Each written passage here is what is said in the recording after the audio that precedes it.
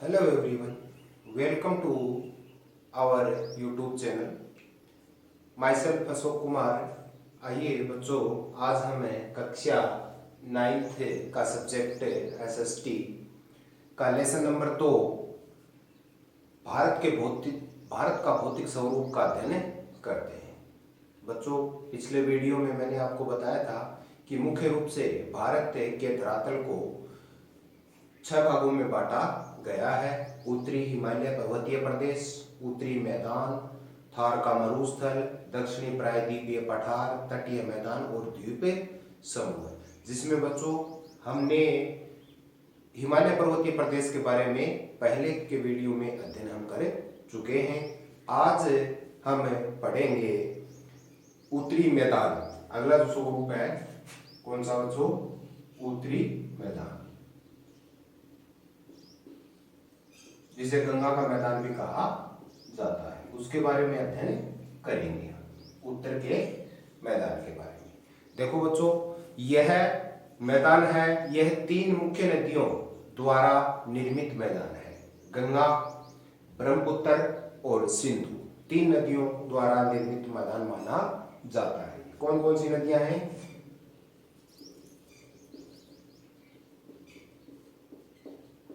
गंगा, ब्रह्मपुत्र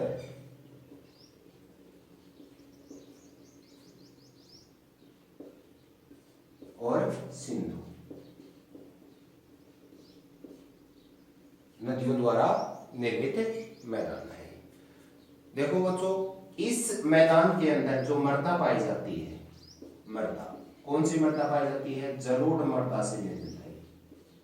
जल के द्वारा काटकर लाकर बिछाई गई मृदा द्वारा, जो महीन कणों वाली होती है. क्षेत्रफल का अगर जिक्र करें तो इस मैदान का क्षेत्रफल कितना है बच्चों? 7 लाख वर्ग किलोमीटर. क्या पिछले वीडियो हिमालय पर्वतीय प्रदेश का आपको क्षेत्रफल याद है बच्चों? 5 लाख वर्ग किलोमीटर था. उसका कितना था? 5 लाख वर्ग किलोमीटर क्षेत्रफल पर हिमालय पर्वतीय प्रदेश फैला हुआ है या हिमालय पर्वत फैला हुआ है. लेकिन यह उससे भी बड़ा, देखो उत्तरी जो मैदान है यह उससे भी बड़ा. इसका क्षेत्रफल कितना है? 7 लाख वर्ग किलोमीटर. लंबाई का अगर जिक्र करें बच्चों, इसकी लंबाई तो यह 2400 किलोमीटर लंबा है. 2400 किलोमीटर लंबा है. और चौड़ाई, अगर चौड़ाई का जिक्र करें 240 से 320 किलोमीटर चौड़ा है. 240 से 320 किलोमीटर चौड़ा है. अब इसके बाद में यहां पर देखो, यह समतल मैदान होने के कारण यहां पर अगर जनसंख्या का जिक्र करें तो यहां पर सघन जनसंख्या पाई जाती है. सघन जनसंख्या मतलब बहुत ज्यादा जनसंख्या यहां पर इस मैदान में निवास करती है. कारण क्या है उसका बच्चों? अधिक जनसंख्या निवास करने का. देखो यहां पर धरातल कैसा है? धरातल समतल है, समतल धरातल है. उपजाऊ मृदा है, उपजाऊ मृदा. और जल की उपलब्धता, जल की उपलब्धता होने के कारण यहां पर धरातल समतल, उपजाऊ मृदा और जल उपलब्ध होने के कारण है यहां पर कृषि और उसकी सहायक क्रियाएं जैसे पशुपालन है, वानिकी है, वह बहुत ज्यादा मात्रा में होती है. समतल मैदान के ऊपर भवन निर्माण करना, उद्योगों का निर्माण करना, सड़क मार्ग, रेल मार्ग बनाना बहुत आसान होने के कारण यह क्षेत्र है, यह सघन बसा हुआ क्षेत्र है. देखो इसको हम 3 भागों में बांट सकते हैं. इस मैदान को हम 3 भागों में बांट सकते हैं और उनके बच्चों अलग अलग नाम हैं. देखो उत्तर पश्चिमी, उत्तरी पश्चिमी मैदान को नाम दिया गया है बच्चों पंजाब का मैदान, पंजाब का मैदान। मध्य मैदान, मध्य भाग को, मध्य भाग को नाम दिया गया है गंगा का मैदान, गंगा का मैदान। और बच्चों पूर्वी भाग को, पूर्वी भाग को ब्रह्मपुत्र का मैदान, ब्रह्मपुत्र का मैदान। इस प्रकार से इसके तीन उपवर्ग हैं। कितने उपवर्ग हैं बच्चों? तीन उपवर्ग पाए जाते हैं। इस मैदान को बाढ़ के आधार पर हम दो भागों में बांट सकते हैं। कौन कौन से हैं बच्चों? देखो, एक खादर और दूसरा बांगर। अब देखो खादर कौन सा होता है क्षेत्र? नवीन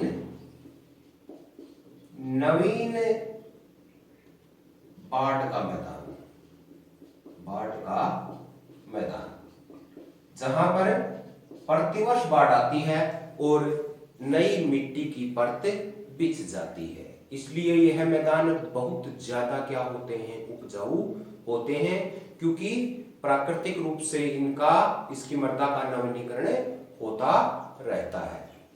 इसीलिए यह कांप मृदा से निर्मित बहुत उपजाऊ मैदान होते हैं। दूसरा, वो क्षेत्र जो पहले बाढ़ के मैदान थे, इनकी तरह क्या थे? पहले बाढ़ के मैदान थे, लेकिन अब ये क्षेत्र मिट्टी की परत जमा होकर ऊंचे हो गए हैं और अब यहाँ पर बाढ़ का पानी पहले पहुंचता था, अब नहीं पहुंचता। होते ये भी उपजाऊ हैं, लेकिन खादर की अपेक्षा ये क्षेत्र कम उपजाऊ होते हैं। इनको क्या कहा जाता है? बांगर कहा जाता है। अब बच्चों इनको क्या कहेंगे? ये नवीन बाढ़ के मैदान है और ये पुराने बाढ़ के मैदान।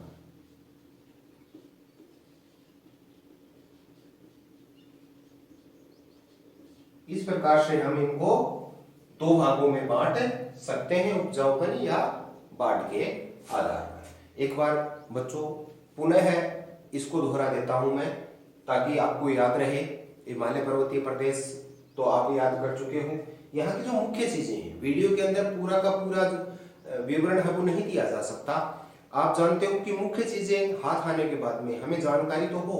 देखो, हम उत्तर से नीचे की ओर बढ़ रहे हैं, तो बच्चों देखो सबसे पहले उत्तर में हिमालय पर्वतीय प्रदेश है। उसके बाद में जैसे ही नीचे भारत में दक्षिण की ओर बढ़ते जाते हैं हम, तो हिमालय से जैसे नीचे उतर कर आते हैं तो हमें उत्तर का मैदान, जिसे गंगा का मैदान भी कहा जाता है, उत्तर का विशाल मैदान भी कहा जाता है, नजर आता है। उस मैदान की कुछ विशेषताओं के बारे में हमने जाना। एक पहला जो विशेषता जानी कि यह 3 नदियों द्वारा निर्मित मैदान है। कौन कौन सी? गंगा, ब्रह्मपुत्र और सिंधु। 3 नदियों ने मिलकर इसका निर्माण किया है। इस मैदान के अंदर कौन सी मृदा पाई जाती है? जलोढ़ मृदा पाई जाती है। क्षेत्रफल इसका, उत्तर का मैदान है वो कितनी क्षेत्रफल पर है? तो देखो 7 लाख वर्ग किलोमीटर पर है। लंबाई, उत्तर के मैदान की लंबाई कितनी है या गंगा के मैदान की लंबाई कितनी है? तो बच्चों 2400 किलोमीटर लंबाई है, 2400 किलोमीटर। चौड़ाई का अगर जिक्र करें तो हम बच्चों यह है 240 से, देखो कहीं पर चौड़ा है कहीं पर सकड़ा है, तो औसत कम से कम इसकी चौड़ाई है 240 किलोमीटर और ज्यादा से ज्यादा इसकी चौड़ाई है 320 किलोमीटर। लंबाई तो हिमालय के साथ साथ में काफी है, इसकी 2400 किलोमीटर है, लेकिन आगे चौड़ाई कम है। लंबाई तो है वो तो क्या है? ज्यादा है और चौड़ाई कम है। देखो चौड़ाई है कम से कम 240 और ज्यादा से ज्यादा 320 किलोमीटर लंबा है, चौड़ा है। सॉरी, यहाँ पर जनसंख्या का अगर बात करें तो भारत की सबसे ज्यादा जनसंख्या इसी मैदान में निवास करती है। मैंने आपको यहाँ पर उसके कुछ कारण बताए हैं कि यहाँ पर सबसे ज्यादा जनसंख्या भारत की निवास क्यों करती है। तो देखो यहाँ पर समतल धरातल है, उपजाऊ मृदा है, जल की उपलब्धता है। तो यह जो चीजें हैं यह देखो कृषि के लिए, पशुपालन के लिए, उद्योगों का निर्माण, भवन निर्माण, सड़क निर्माण, रेल लाइनें बिछाने के लिए बहुत ज्यादा उपयोगी होने के कारण यह चित्र सघन बसा हुआ है। इसको कुछ उपवर्ग बनाए गए हैं, इसके 3 भागों में बांटा है। देखो बच्चों, उत्तर पश्चिमी मैदान, उत्तर के मैदान के उत्तर पश्चिमी हिस्से को पंजाब का मैदान कहा जाता है, जिसमें पंजाब हरियाणा का कुछ भाग आता है। और इस मैदान का अधिकांश भाग सिंधु नदी के द्वारा निर्मित होने के कारण अधिकांश भाग पाकिस्तान में चला गया है, लेकिन जो भाग भारत में है उसे पंजाब का मैदान कहा जाता है। उसके बाद में मध्य जो भाग है, इसका मध्य भाग है जिसमें उत्तर प्रदेश है, बिहार है, अपने राजस्थान का पूर्वी भाग है, ये सारे मिलाकर मध्य जो भाग है इसको क्या कहा, गंगा का मैदान कहा जाता है, क्योंकि इस मैदान का निर्माण मुख्य रूप से गंगा नदी द्वारा किया गया है।